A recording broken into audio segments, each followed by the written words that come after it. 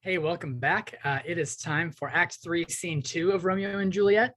This is a shorter scene, and it is primarily with Juliet and the nurse.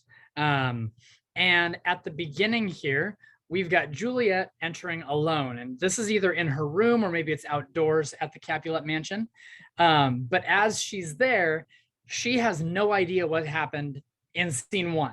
Okay, so she doesn't know where Romeo is or what he's been doing, etc. She doesn't know about Mercutio and Tybalt being killed, none of that.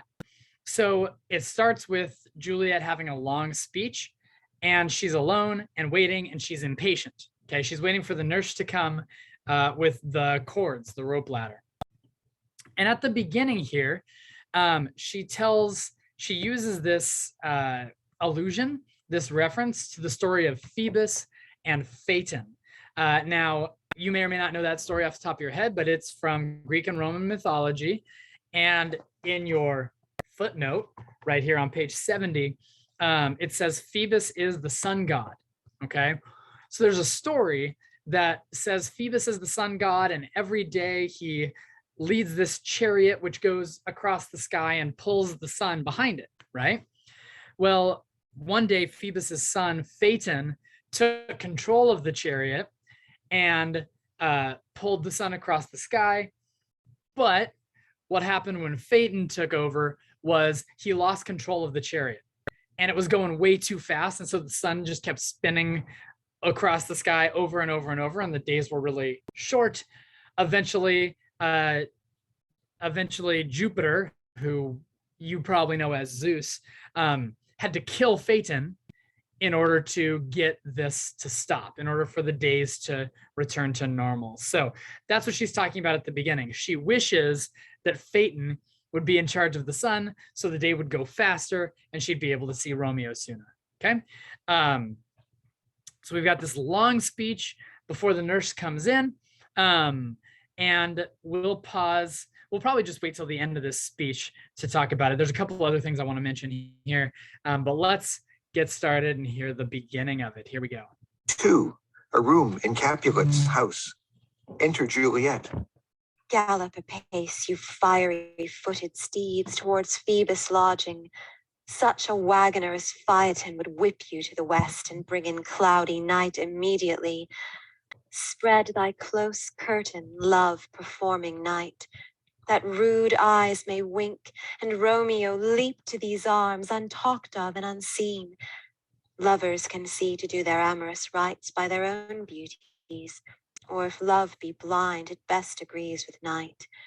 Come, civil night, thou sober-suited matron, all in black, and learn me how to lose a winning match played for a pair of stainless maidenhoods. Hood my unmanned blood, baiting in my cheeks with thy black mantle, till strange love, grown bold, think true love acted simple modesty. Come, night, come, Romeo, come thou day in night, for thou wilt lie upon the wings of night, whiter than new snow upon a raven's back. Come, gentle night, come, loving, black-browed night, give me my Romeo.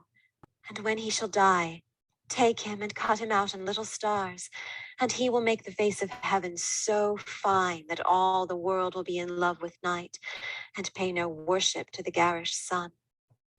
Oh, I have bought the mansion of a love, but not possessed it, and though I am sold, not yet enjoyed.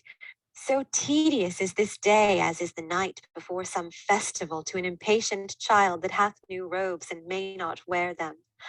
All right, so in this speech, she's using a lot of the light and dark, day and night imagery. And remember, in the past, we talked about how that imagery can be used to talk about beauty or youth, right? In addition, she talks about in line 21 in our book, it says, give me my Romeo, and when I shall die, take him and cut him out in little stars, and he will make the face of heaven so fine that all the world will be in love with night and pay no worship to the garish sun. So now each of the star-crossed lovers has had this bit about what if the other one, Romeo or Juliet, what if they were up in the stars? Okay, you'll remember it from earlier in the play. Romeo said, if Juliet's eyes traded places with the two brightest stars in the heavens, the beauty of her cheek would shine so bright that you wouldn't be able to even see the stars in her eyes. And her eyes in the sky would be so bright that birds would sing and think it was not night. Okay. Well, now here we've got Juliet saying, cut Romeo out in little stars, and he'll make the face of heaven so bright, so fine, excuse me, that all the world will be in love with night and pay no worship to the garish sun. Remember the connection to the balcony scene. What light through yonder window breaks? It is the east, and Juliet is the sun. So she's saying people won't even worry about me anymore. People won't be focused on me. They will just be focused on thinking about Romeo and how wonderful he is at that point. Then these last two things here that are visible on the screen right now. I've bought the mansion of a love, but not possessed it. Okay, so she and Romeo are married, but they haven't gotten to enjoy their marriage yet. And then finally, she's impatient. So tedious or boring or lengthy or whatever. So tedious is this day, like the night before some festival, to an impatient child who has new robes and cannot wear them. The nurse shows up with the cords and she's got this look on her face. There's something wrong very clearly. And when she throws the cords down on the ground, Juliet knows, uh-oh, something is very, very wrong here. Oh, here comes my nurse, and she brings news, and every tongue that speaks but Romeo's name speaks heavenly eloquence. Enter nurse with cords. Now, nurse, what news? What hast thou there? The cords that Romeo bid thee fetch? I the cords. Throws them down. Ah me, what news? Why dost thou wring thy hands? Ah, well a day. He's dead, he's dead, he's dead. We are undone, lady, we are undone. Alack the day, he's gone, he's killed, he's dead. Can heaven be so envious? Romeo can, though heaven cannot. Oh, Romeo, Romeo, who would ever have thought it? Romeo. So throughout the whole play, the nurse doesn't do a great job of speaking clearly. And here's another example of it. At this point now, she comes in and says, well, a day, he's dead, we are undone, he's gone, he's killed, he's dead. And then when Juliet asks, the nurse right here says Romeo's name 4 times. So of course, Juliet thinks that Romeo is the one who's dead. We know that's not true, but even through her next line, the nurse doesn't do a good job of clarifying. The nurse is talking about Tybalt here, not Romeo.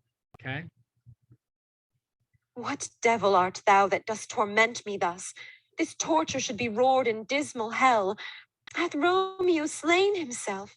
Say thou but I, and that bare vowel I shall poison more than the death-darting eye of cockatrice. I am not I, if there be such an eye, or those eyes shut that make the answer I. If he be slain, say I, or if not, no. Brief sounds determine of my weal or woe. I saw the wound, I saw it with mine eyes. God save the mark, here, on his manly breast. A piteous course, a bloody piteous course. Pale, pale as ashes, all bedaubed in blood, all in gore blood. I swooned at the sight. So you can see in that line why it may not have helped Juliet know what's exactly going on here. Oh, break my heart. Poor bankrout, break at once. To prison eyes, ne'er look on liberty. Vile earth to earth resign, end motion here, and thou and Romeo press one heavy bier. Oh, Tybalt, Tybalt, the best friend I had.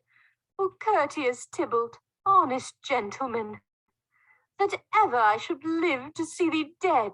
What storm is this that blows so contrary? Is Romeo slaughtered and is Tybalt dead? My dear loved cousin and my dearer lord? Then dreadful trumpets sound the general doom. For who is living if those two are gone? Okay, so Juliet expresses here now, Once the nurse finally says, "Oh, Tybalt, that ever I should live to see thee dead," now Juliet thinks that both of them are killed, and the nurse finally is about to clearly say what's going on. After this short bit, Juliet has a speech where she uses a bunch of oxymorons, okay? Remember, that's when you have two opposite words next to each other to create some sort of meaning. And the meaning she's creating here is, I can't believe Romeo looks so good. He looks wonderful, but there's wickedness within him as well, right? Beautiful tyrant, fiend, angelical, dove-feathered raven, wolvish ravening lamb, a lamb that eats wolves, right? And so as she goes through here, she uses all these oxymorons to talk about how she would have never expected this from Romeo. Tybalt is gone, and Romeo banished. Romeo that killed him, he is banished. Oh God, did Romeo's hand shed Tybalt's blood? It did, alas, the day it did. Oh, serpent heart hid with a flowering face, did ever dragon keep so fair a cave? Beautiful tyrant, fiend angelical, dove-feathered raven, wolvish ravening lamb, despised substance of divinest show, just opposite to what thou justly seemst, a damned saint, an honorable villain. O nature, what hadst thou to do in hell when thou didst bower the spirit of a fiend in mortal paradise of such sweet flesh? Was ever book containing such vile matter so fairly bound? Oh, that deceit should dwell in such a gorgeous palace. I want to make one more quick connection here. At the end, she says, was ever book containing such vile matter so fairly bound? And this reminds me of when Lady Capulet was talking about Paris early in the play. And she said, this lover, this precious, she calls him this book of love, right? And she says this book of love is only missing a cover, right? A wife. And so here, Juliet makes that connection, whether it's intentional or not, by saying that Romeo is a book too, was a book containing such vile matter so fairly bound, okay? And the nurse is trying to be sympathetic here on her next line. And she says, all men are liars. Give me a drink, right? And Juliet reacts in a way that the nurse was definitely not expecting. So let's hear that reaction. There's no trust, no faith, no honesty in men. All perjured, all forsworn, all not, all dissemblers. Ah, where is my man? Give me some aquavitae. These griefs, these woes, these sorrows make me old. Shame come to Romeo. Blistered be thy tongue for such a wish. He was not born to shame. Upon his brow shame is a shame to sit. For 'tis a throne where honor may be crowned, sole monarch of the universal earth. Oh, what a beast was I to chide at him! Will you speak well of him that killed your cousin? Shall I speak ill of him that is my husband? All right, so this little exchange here really shows how Juliet's caught in the middle. And I say caught in the middle, but honestly, she's picked a side, hasn't she? Right? When the nurse says shame comes to Romeo, Juliet says, blistered be thy tongue for such a wish. And then here, the nurse says, what? You're going to speak well of the one who killed your cousin? And Juliet says, what? You expect me to speak poorly about my husband? Right? So she goes on, and she is still sad about Romeo and everything that's going on here. But she makes it really obvious that Romeo being banished is what is really bothering her. That is far worse to her than Tybalt being dead, which you'll see here in this speech. So we'll hear most of it. I'll pause and then we'll finish it out. Ah, poor my lord, what tongue shall smooth thy name when I, thy 3 hours wife, have mangled it? But wherefore, villain, didst thou kill my cousin? That villain cousin would have killed my husband. Back, foolish tears, back to your native spring. Your tributary drops belong to woe, which you mistaking offer up to joy. My husband lives that Tybalt would have slain, and Tybalt's dead that would have slain my husband. All this is comfort. Wherefore weep I then? Some word there was worser than Tybalt's death that murdered me. I would forget it fain. But oh, it presses to my memory like damned guilty deeds to sinners' minds. Tybalt is dead and Romeo banished. That banished, that one word banished hath slain 10,000 Tybalts. And there you go. Maybe it's hyperbole, maybe not, but she says that one word banished has slain 10,000 Tybalts, meaning Romeo being banished is worse than Tybalt being killed 10,000 times. Okay. Toward the end of the speech, she uses one more bit that may or may not be hyperbole. So we'll note that as well when we get there. Tybalt's death was woe enough if it had ended there.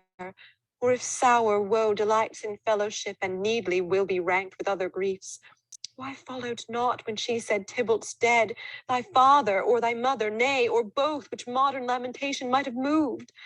But with a rearward following Tybalt's death, Romeo is banished. To speak that word is father, mother, Tybalt, Romeo, Juliet, all slain, all dead. So there it is. Romeo is banished. To speak that word is father, mother, Tybalt, Romeo, Juliet, all slain, all dead. Romeo being banished is just as bad or worse than father, mother, Tybalt, Romeo, and Juliet all being dead. Romeo being banished is worse than that. Okay. Eventually she turns to ask about her parents. Romeo is banished. There is no end, no limit, measure bound in that word's death. No words can that woe sound. Where is my father and mother, nurse? Weeping and wailing over Tybalt's corse. Will you go to them? I will bring you thither. Wash they his wounds with tears. Mine shall be spent when theirs are dry for Romeo's banishment. All right, so where are my parents? They're weeping and wailing over Tybalt's corpse. And Juliet says, what are they doing? Are they going to wash his wounds out with tears? What's the point? When their tears are dry, I will still be crying. Mine will still be spent for Romeo's banishment. Okay. And Juliet is about to go to her room, but as she goes, she threatens here. Death, not Romeo, will take my maidenhead. And so she's saying, she's threatening suicide here already. And the nurse says, hey, I know where Romeo is. He's at Friar Lawrence's cell. I'll go find him for you. Okay, here we go. Let's finish this scene. Take up those cords. Poor ropes, you are beguiled, both you and I, for Romeo is exiled. He made you for a highway to my bed, but I, a maid, die maiden widowed. Come, cords, come, nurse. I'll to my wedding bed, and death, not Romeo, take my maidenhead. Aye, to your chamber. I'll find Romeo to comfort you. I wot well where he is. Hark ye, your Romeo will be here at night. I'll to him. He is hid at Lawrence's cell. Oh, find him. Give this ring to my true knight, and bid him come to take his last farewell. Exit.